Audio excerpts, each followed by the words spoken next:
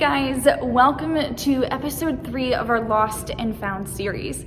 We're actually going to close this series here this week, and I really hope this series has helped you guys understand what it looks like to be lost, but also what it looks like to be found. Because you see, there's so many different ways that we can lose things, and we've kind of lightly talked about how you can lose things like car keys, or that you can find weird things that other people have chosen to lose at Lost and Found or at Salvation Army. But this week I want to talk about something a little bit different. Have you ever lost something that was your fault? Have you ever chosen to give something away, or you forgot about it and it was lost and then you desperately wanted it back? That's a kind of loss that is hard to deal with because it was the product of your choices. I know for me, it was this little toy Ewok, which was this Star Wars little animal. They're so cute. If you've never seen Star Wars, you might not have. But I got it, and it was a backpack. The kind where you could strap it to yourself and it would be over your shoulder looking like it was running with you. And I decided one year to give it away at a white elephant Christmas party. I figured I'd never need it, who cares? But then all of a sudden, all the new Star Wars movies opened up, and I happened to go to all the premieres of those movies dressed in Star Wars costume, and I can promise you each and every time I was so upset, I gave up that Ewok. Now you see, that's a small example of what we're going to dive into, but what you need to understand is that when we're dealing with loss that is because of our choices, because of our decisions, because of our mistakes, it can be hard to handle.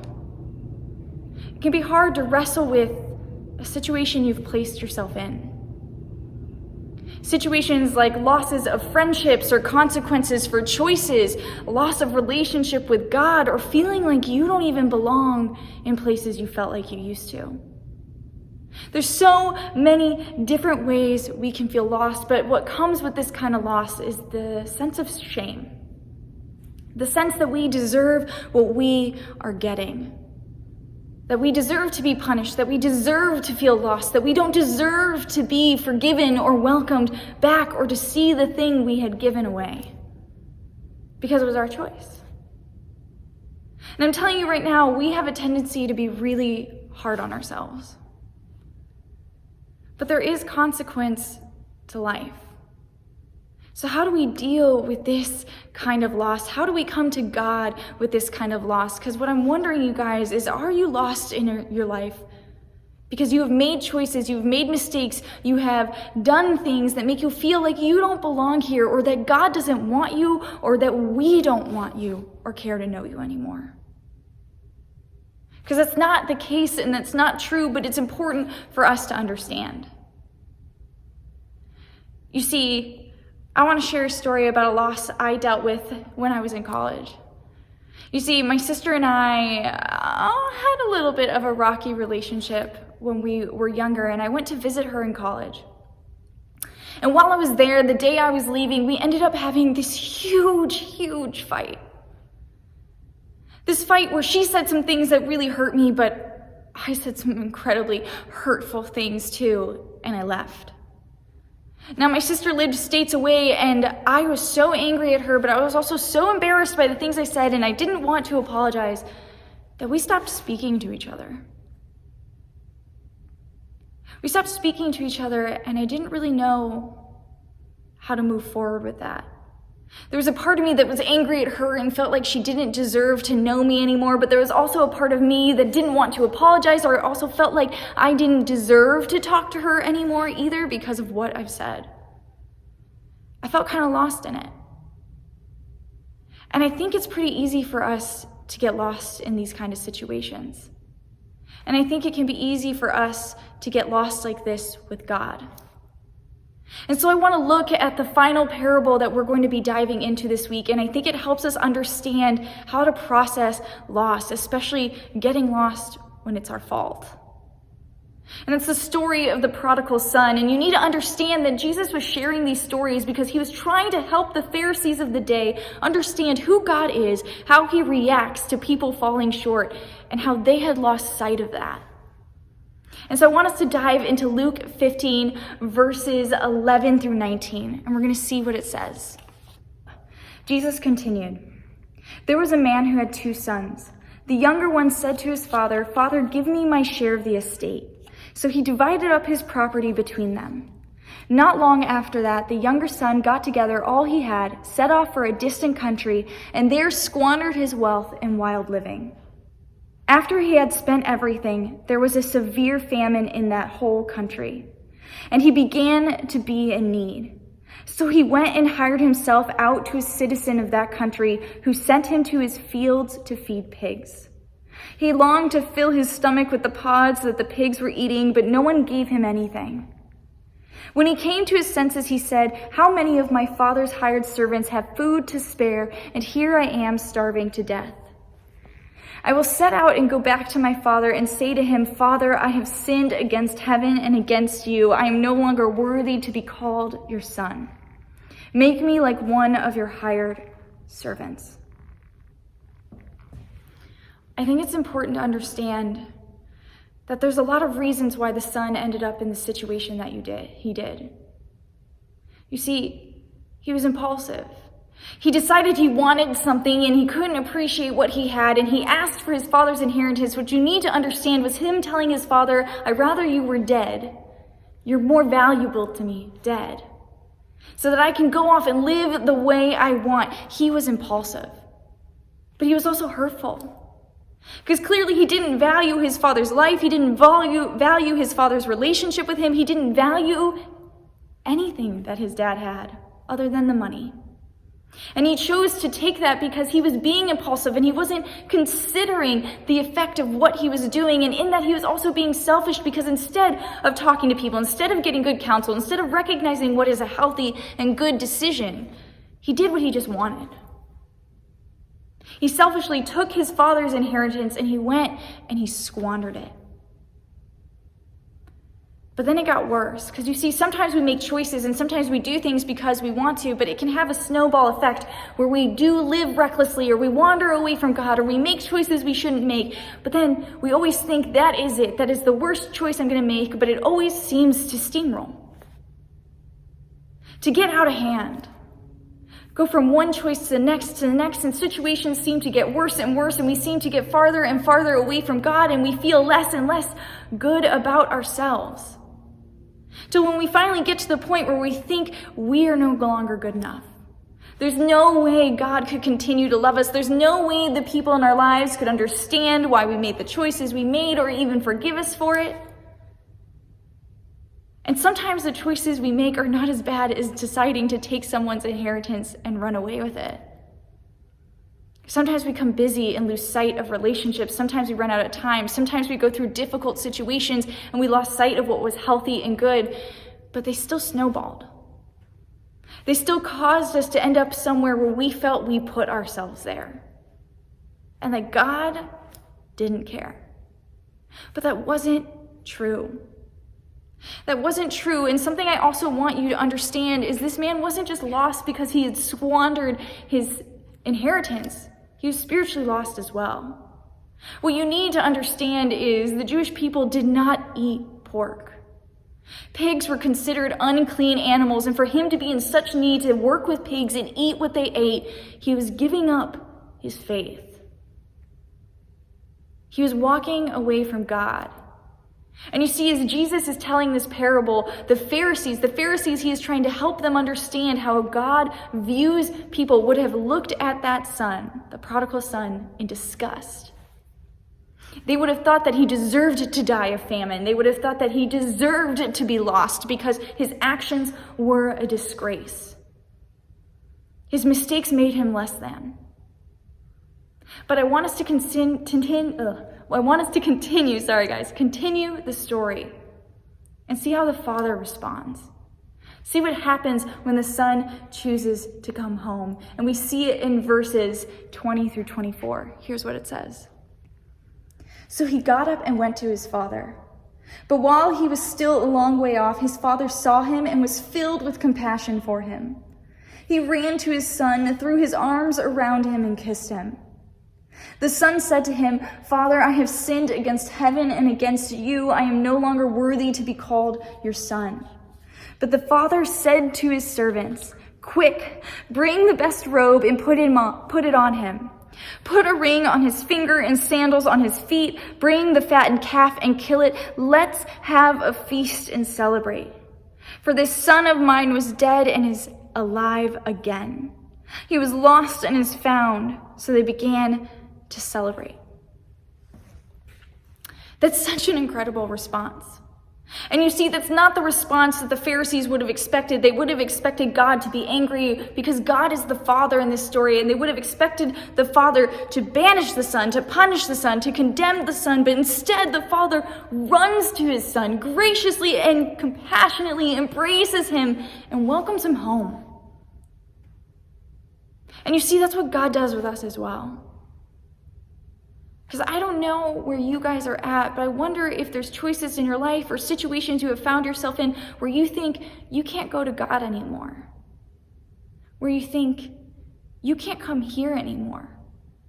That you're not welcome, that you're not wanted, that you don't belong here, that you don't deserve to be here. But that is not the case, guys. God is the Father in this story, and he rejoices in everyone returning to him, regardless of if them getting lost is them simply wandering off or them choosing to do so. It doesn't matter if you are lost because of mistakes or doubts or bad situations. God is so happy you'll come home, that you'll seek him. God doesn't care how you were lost. He wants you found. And I think we can look at this story and we can see ourselves, and I think we have to challenge how we can convince ourselves we're not good enough for God's grace. We're not good enough for God's love. We're not good enough for our peers' grace or our pastor's grace or our parents' grace, whatever it might be. We can tell ourselves we're not good enough because of our mistakes, whatever those mistakes might be. But it's not true. We can listen to this story, we can read this story about how God is the Father and how we are the prodigal son, but I want you to understand there's another character in this story that we can be as well. And that's the older brother. And I want us to see how the older brother responds to this, and it's in verses 25 through 32. Here's what it says. "Meanwhile, the older son was in the field. When he came near the house, he heard music and dancing. So he called one of the servants and asked him what was going on. 'Your brother has come,' he replied, 'and your father has killed the fattened calf because he has him back safe and sound.' The older brother became angry and refused to go in, so his father went out and pleaded with him. But he answered his father, 'Look, all these years I've been slaving for you and never disobeyed your orders. Yet you never gave me even a young goat so I could celebrate with my friends. But when this son of yours who has squandered your property with prostitutes comes home, you kill the fattened calf for him.' 'My son,' the father said, 'you are always with me, and everything I have is yours. But we had to celebrate and be glad because this brother of yours was dead and is alive again. He is lost and is found.'" That's so important for us to hear. Because yes, we can be like the prodigal son where we think we don't belong, where we think we are not good enough for forgiveness, where we think we deserve the situation we are in, and regardless of whether or not we do, God still has grace, and that we can have a hard time believing that. But other times, we can be jealous. We can condemn those we think who have not lived up to our own standards. We can condemn those we think that have not worked as hard as us or have made mistakes that we have never made. But that's not what God is calling us to do, because what you see here is a story where the father is trying to point the sons to what is most important. They both had to learn the same lesson, but they learned it differently. You see, the prodigal son, the youngest son, had to lose himself. He had to go and squander his wealth, squander all the things that he thought were important, all the things that would bring him happiness. He had to get physically lost to recognize that the most important thing was his relationship with his father. And the older son, the one who didn't wander away from his relationship, he still had to understand that the accolades and the praise and what you can earn by doing the right thing is not as important as his relationship with his father. Earning pride, having the ability to have influence and have respect is not as important as your relationship with your Father. And that's what God's trying to tell us through these stories too. You see, regardless of the mistakes we choose to make, our relationship with God is far more important, and that is what He cares about. Or if we are like the older son and we are prideful and we are condemning of others and we think that we deserve more accolades, God is trying to remind us that no, what is more important is our relationship with God and celebrating others' relationship with Him as well. Because you see, when we understand the importance of our relationship with God and how that is more important than anything else, it's a lot easier to not get lost. And sometimes we have to humble ourselves to get to that place. Like with my sister, we didn't talk for 4 months. And that's the longest we had ever talked, and I actually didn't even see her, and I remember dreading the day she would come home because I didn't know how it was going to go. And I remember sitting in my room, and she opened the door, and she came in, and she said, "Can we talk?" And we both started crying. We both started crying, and we hugged each other, and we apologized, and we owned up to what we had to own up, and we also had to learn the mistakes that we made. But you see, it took us 4 months to get to that point. I think sometimes we can be so ashamed of our choices, or we can be so worried of the consequence of them that we will choose to hide from God. Or sometimes we can be so prideful of who we are and what we think we deserve that we can choose to hide from God. But that's not what God wants. Please don't wait too long to come home. Because you see, God wants you home now, and you belong here now. You always do. So here's what I want you guys to understand and to gain from this series. That you are seen and wanted, that you are valued and so are others, and that you belong here. You belong here. So guys, I want you to head into small group and be asking yourselves, am I the prodigal son, or am I the eldest, or am I both? And how do you start challenging yourselves to welcome yourself back into your relationship with God? And also help welcome others back into their relationship with God as well. How do we be the kind of people that choose to be welcoming and inviting and remember that the most important thing is our relationship with God? Not our mistakes, not our accolades, but our relationships. All right, guys, stick around for announcements and then enjoy small group.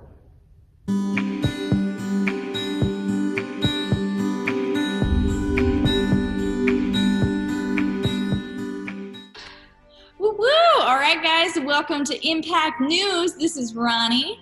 And Chip.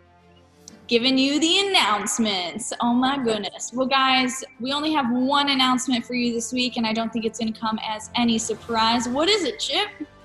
Well, it is that we are continuing with our Bible study on Wednesday. We're still in Romans. We got a couple weeks left, so consistency is part of the deal. And just bring your Bible, bring your mask, and be ready to learn. Oh, yes. Guys, we have entered into the really good chapters of Romans. I mean, all of Romans is great, but these are some of my favorites. So if you want to come learn a little bit, ask your questions, please do, because I love that stuff. So that's what we have for you today. You guys are free to go and enjoy small group. This has been Ronnie. And Chip, signing off. Hope you enjoyed announcements.